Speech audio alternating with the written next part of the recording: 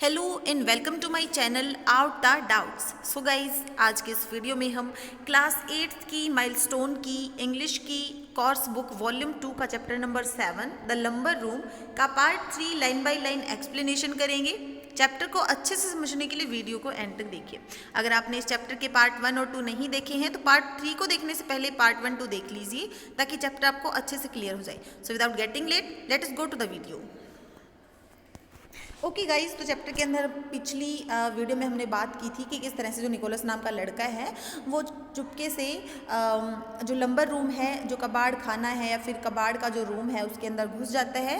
उसके बाद वहाँ पे बड़ी ही डिलाइटफुल चीज़ें वो देखता है, तो उन चीज़ों के अंदर और भी क्या क्या चीज़ें उसको मिलती हैं उसके बारे में बात करते हैं। And there was a carved sandalwood box packed tight with aromatic cotton wool and between the layers of cotton wools were little brass figures, hump-necked bulls and peacocks and goblins, delightful to see and to handle। अब देखिए, जो लड़का है Nicholas है उसने देखा एक carved sandalwood, sandalwood का मतलब होता है चंदन की लकड़ी का बना हुआ। उसने एक बॉक्स देखा जिसके ऊपर कार्विंग की गई थी, कलाकारी की गई थी, और ये जो है बड़ा ही टाइट पैक किया गया था इसको। किसके साथ?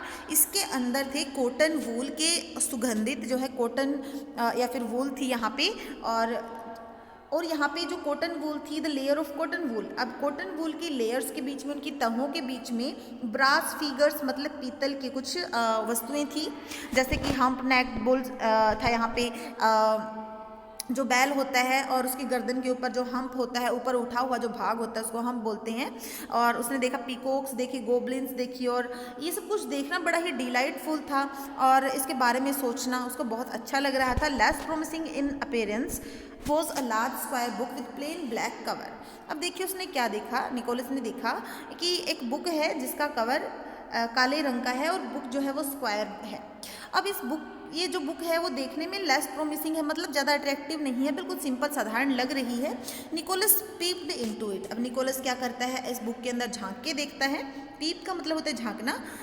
The book was full of coloured pictures of birds. अब जो बुक थी वो बिल्कुल कलर्ड पिक्चर्स थी उसके अंदर बर्ड्स की, बड़े सुनहरे सुंदर सुंदर कलरफुल बर्ड्स थे इसके अंदर। In the garden and in lanes when he went for a walk Nicholas came across a few birds of which the largest were an occasional magpie और वुड पीजन। अब जो निकोलस है वो कई बार garden में, लेन्स में सैर करने के लिए जाता है और वहाँ पे भी वो कुछ एक बर्ड्स को देखता है, और उन बर्ड्स में जो सबसे बड़ा बर्ड वो देख पाता है वो एक जंगली पीजन होता है, कबूतर होता है। Here were herons and bustard, kites, toucans, tiger bitterns, brushed turkeys, ibises, golden pheasants, a whole portrait gallery of undreamed of creature. तो देखिए, लेकिन इस बुक के अंदर बड़े बड़े जो पक्षी होते हैं उनको वो यहाँ पे देख पा रहे हैं। वो देखता है हेरोन्स को देखता है, बस्टर्ड को वो देखता है, काइट्स चीलों को देखता है, टोकेन्स को देखता है, टाइगर बिटर्न्स को देखता है। जो टाइगर बिटर्न्स है वो साउथ अफ्रीका का एक साउथ अमेरिकन एक बर्ड होता है। इसी तरह जो टोकेन्स है वो टोकन क्या है, tropical American fruit eating bird होता है ये, मतलब फल खाने वाला एक अमेरिकन बर्ड है ये भी। और बस्टर्ड भी एक लार्ज बड़ा सा हैवी बेल्ट, मतलब जो बड़ा भारी होता है शरीर से, और बहुत ही स्विफ्ट रनिंग करने वाला ये बर्ड होता है, बहुत तेज़ी से ये भागता है, उड़ता है। तो वो देखता है ऐसे ऐसे बर्ड्स को जो कि उसने कभी सपनों में भी नहीं देखे। अनड्रीम्ड ऑफ क्रीचर्स, अलग अलग तरह के बर्ड्स वो यहाँ पे देख पा रहे हैं, सुंदर सुंदर कलरफुल।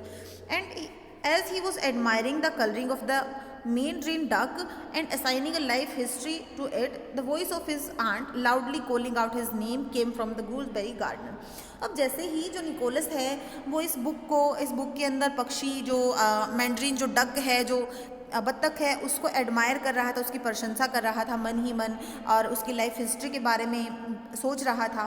तभी उसे अपनी आंटी की आवाज़ आती है जो बड़े ज़ोर से उसको ज़ोर से बुला रही थी, और उसकी आवाज़ कहाँ से रही थी, अंगूरों के बाग से, गूसबेरी गार्डन से आ रही थी।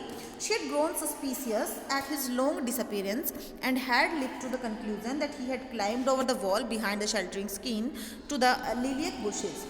अब देखिए, जो आंटी है वो इसको संदेह हो गया था कि जो निकोलस है उसको बड़े लंबे टाइम से दिखा ही नहीं था, तो वो इस कंक्लूजन पे पहुंची, वो इस निष्कर्ष पे पहुंची कि शायद जो निकोलस है वो दीवार के ऊपर से या फिर दीवार को लांग के जो है गार्डन के अंदर आ गया है, जहाँ पे वो लिली के जो बुशेज हैं, लिली के फूलों की जो झाड़ियाँ हैं, वहाँ पे वो छुप गया है। She was now engaged in energetic and rather helpless search for him among the artichokes and raspberry canes. अब देखिए जो आंटी है वो और ज़्यादा जो है एनर्जेटिक होके और ज़्यादा जो है गुस्से में लगा लीजिए, या फिर और ज़ोर ज़ोर से जो है वो चिल्लाती हुई थोड़ी होपलेस सर्च कर रही थी निकोलस की।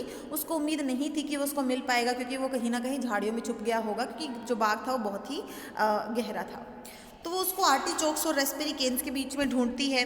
निकोलस निकोलस शी स्क्रीम्ड, वो चिल्लाती है कि Nicholas Nicholas you are to come out at once, तुम्हें बाहर आना होगा। It is no use to trying to hide there, और कोई भी फ़ायदा नहीं है तुम्हारे वहाँ छुपने का। I can see you all the time, और मैं जो है तुम्हें देख पा रही हूँ हर जगह से। It was probably the first time for 20 years that anyone had smiled in the lumber room. अब ऐसा 20 सालों में पहली बार हुआ होगा कि लंबर रूम के अंदर बैठ के कोई इस तरह मुस्कुरा रहा होगा। Presently the anger repetitions of Nicholas name gave way to a shriek and a cry for somebody to come quickly. अब देखिए जो फिलहाल जो एंग्री रिपिटिशन थी निकोलस की, मतलब बड़े ही गुस्से से कोई निकोलस को बार बार बुला रहा था। अब ये जो आवाज़ थी किस में बदल गई? श्रिंक में बदल गई, थोड़ा कंपाने लगी, और थोड़ी रोने से की आवाज़ आने लगी किसी की, कि वो जो आवाज़ जो अचानक आ रही थी वो कह रही थी कि कम क्विकली, जल्दी आओ जल्दी आओ। Nicholas shut the book, Nicholas ने बुक को बंद किया।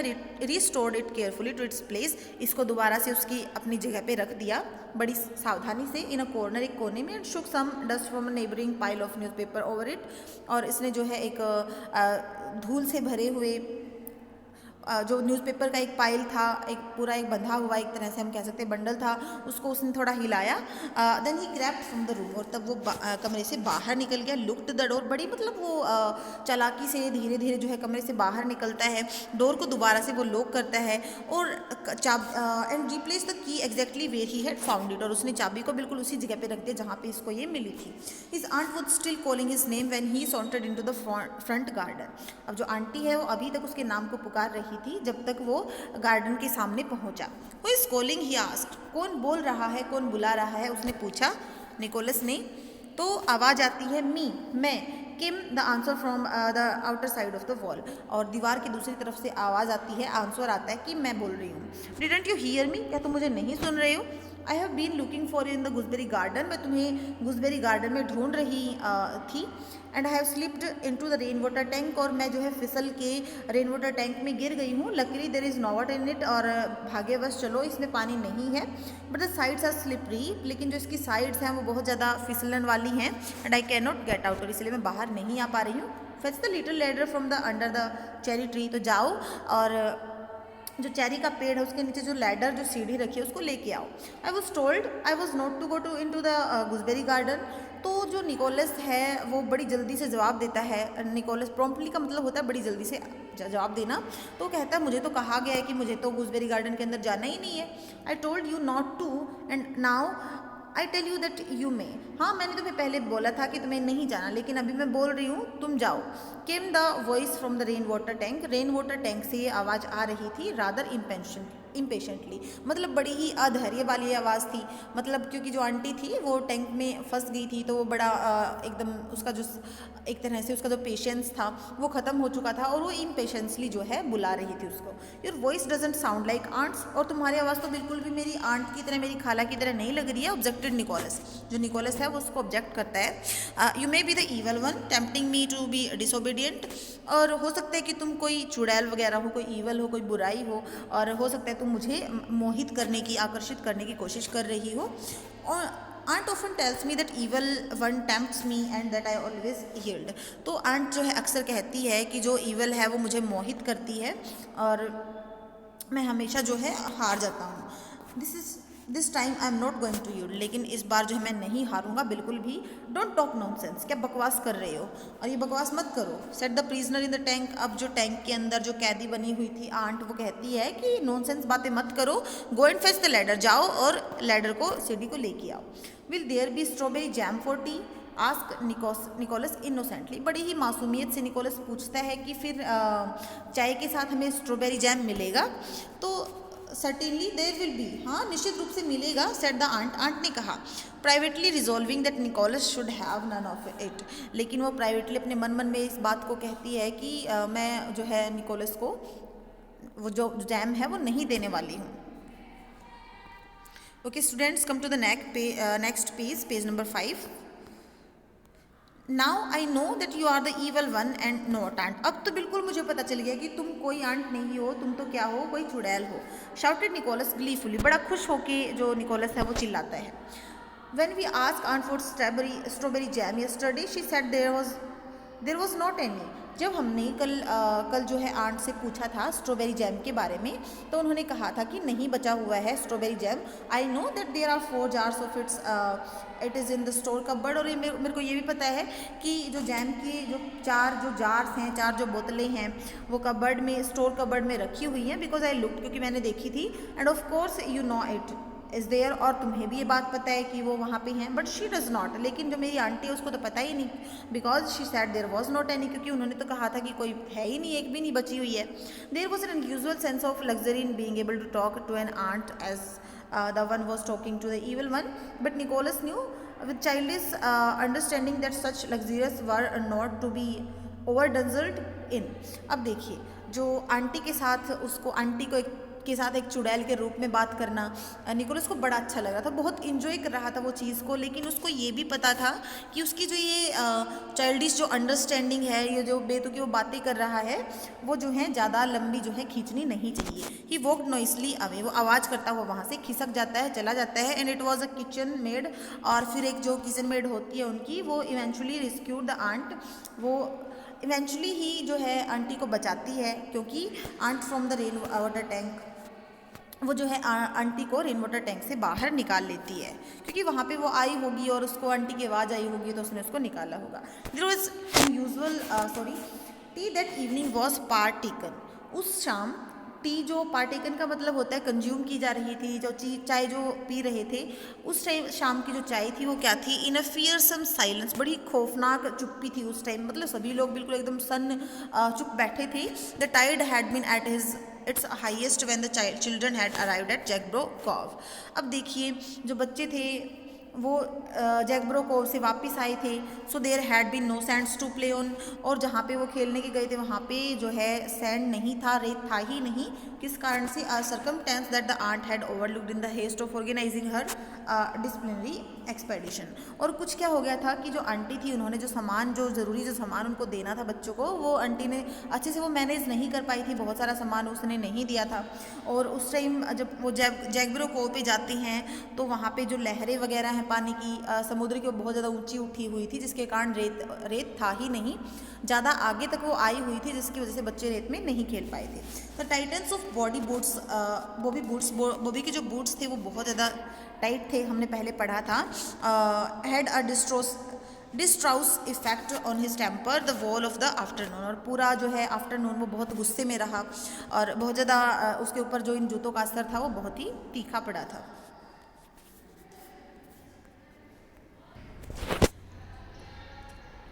And altogether the children could not have been said to have enjoyed themselves. और जो दूसरे बच्चे हैं वो भी जो है खुद को एंजॉय नहीं कर पाए वहाँ पे जाने के बाद। जितना वो सोच के गए थे, जितना वो एक्साइटेड होके गए थे, वैसा वो एंजॉय वहाँ नहीं कर पाए। The aunt maintain the frozen muteness. अब जो आंट थी वो भी बिल्कुल जो है म्यूट थी, एकदम चुप थी। of one who had suffered undignified and undeserved detention in a rainwater tank for 35 minutes, क्योंकि जो आंटी थी वो कम से कम 35 मिनट्स उस टैंक के अंदर थी, तो वो भी थोड़ा उस टाइम जो है एकदम चुप थी। एज फॉर निकोलस, और निकोलस के लिए अगर बात करें, ही टू वॉज साइलेंट, वो भी क्या था? वो भी बिल्कुल साइलेंट था। ही वॉज प्रोकपिड इन थिंकिंग, क्योंकि वो तो बिल्कुल एकदम सोच में उसको वो तो सोच रहा था that it was just possible that the Hunter man would escape with his hounds while the wolves feasted on the stricken stag. अब जैसे कि हमने देखा था कि निकोलस ने लंबर रूम के अंदर एक पिक्चर देखी थी, जिसके अंदर जो हंटर है अपने कुत्तों के साथ उसने एक स्टैग को मारा था, और हमने देखा था कि वुड में से, जंगल में से जो है बहुत सारे भेड़िए उधर से आ रहे थे। तो निकोलस तो इसी सोच में डूबा हुआ था कि जो स्टैग है और भेड़ियों के लिए वो एक फिस्ट है, एक फिस्ट के रूप में है, दावत के रूप में है।